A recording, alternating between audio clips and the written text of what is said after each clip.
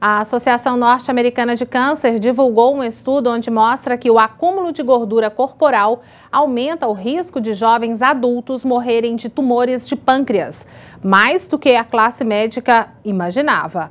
Hoje, na literatura, já são associados diretamente à obesidade 13 tipos de câncer. Foram divulgadas três pesquisas preliminares que demonstraram, do ponto de vista metabológico, como o tecido adiposo pode interferir na divisão descontrolada de células doentes. Mas é preciso lembrar sempre, uma pessoa obesa não significa que ela terá câncer.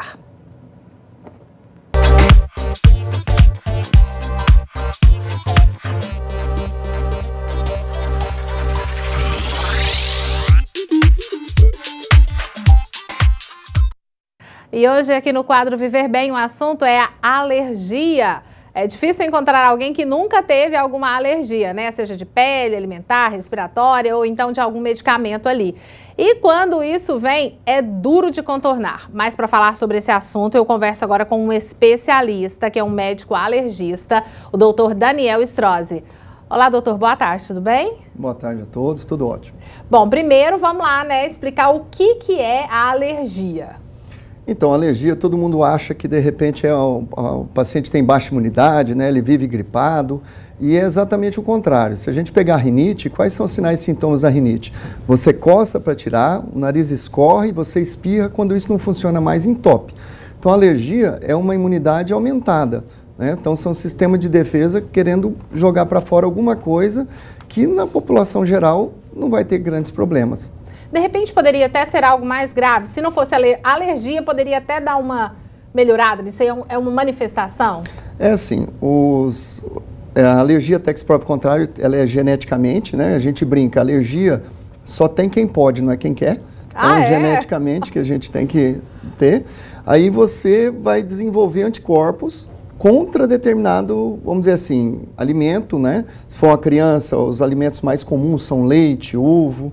Adolescente, adulto, aí já vão para os frutos do mar, castanhas. Então, e normalmente a gente nunca, na primeira contato com alguma coisa, ou o primeiro alimento, ou o primeiro medicamento, a primeira vez que a gente vai tomar, a gente nunca vai desenvolver uma reação alérgica.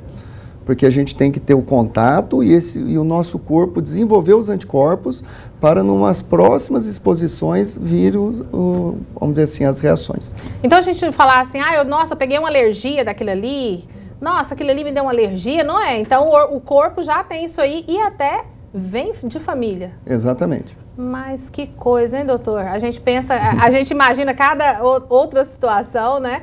E olha só, qual a diferença entre a alergia e a intolerância alimentar, por exemplo, que a gente tem ouvido muito nos últimos tempos? Então, isso é uma pergunta interessante, porque assim, na hora que a gente fala, eu tenho intolerância a alguns alimentos.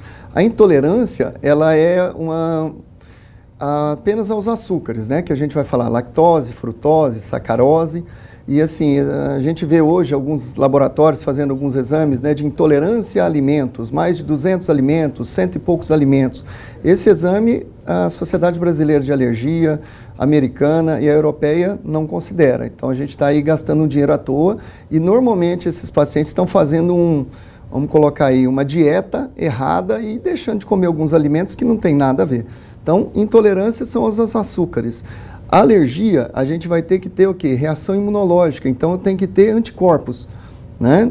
Então, quais são eles? Se for em relação à alergia, nós temos 3 grandes grupos. As alergias imediatas, que são as rápidas, que são derivadas de anticorpos, do tipo IgE, que pode correr, um paciente, se tiver alguma coisa aí, pode ocorrer até o risco de morte, né? Algumas alergias, como alimentares, ferroada de inseto, medicamento. E nós temos as alergias mistas, né, que tem as dermatites atópicas, as esofagites eosinofílicas, e as alergias tardias, que são derivadas de células, né, que são os linfócitos. Que aí normalmente aí umas dermatites de contato, aquela alergia a brinco, cosmético, tintura de cabelo, alguns tipos de alergias alimentares, aí são tardias. Então, para a gente discutir alergia ou o que fazer em alergia, a gente tem que saber exatamente qual tipo de alergia você tem. Para aí sim a gente ir no local certo e fazer as orientações adequadas. Tem cura ou tem controle? Então, algumas têm cura, outras têm controle, né? Então, e aí uma grande coisa agora da nossa semana de alergia, que é o foco em alergia alimentar. Então, o grande problema é a gente tirar esses mitos, né? Que aí a gente vê grandes grupos de mães, é aquela coisa.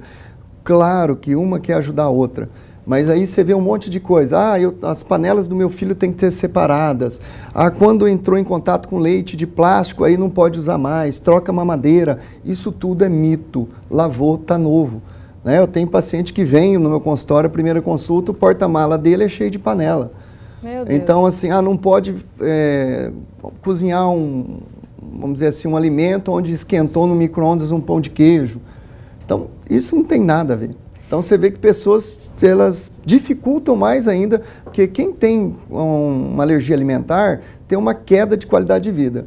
E essas pessoas mal informadas, orientando esse tipo de pessoa que já tem uma dificuldade, uma qualidade de vida de menor, isso dá um impacto cada vez maior. Doutor, tem aumentado mesmo? A gente sempre ouve falar, né? Nossa, mas hoje é muito maior, existem muito mais pessoas com alergias ou intolerâncias. Isso tem realmente acontecido ou é porque o diagnóstico está sendo feito?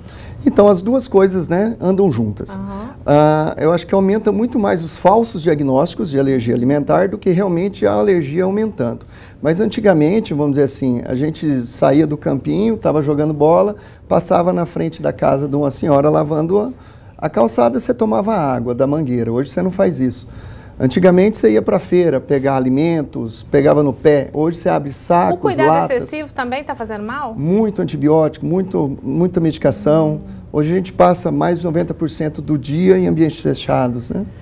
É preciso medir isso aí também, né? Exatamente. Doutor, muito obrigada. Obrigado eu que a gente tenha discutido e alertado um pouco a população. Com certeza, muito obrigada.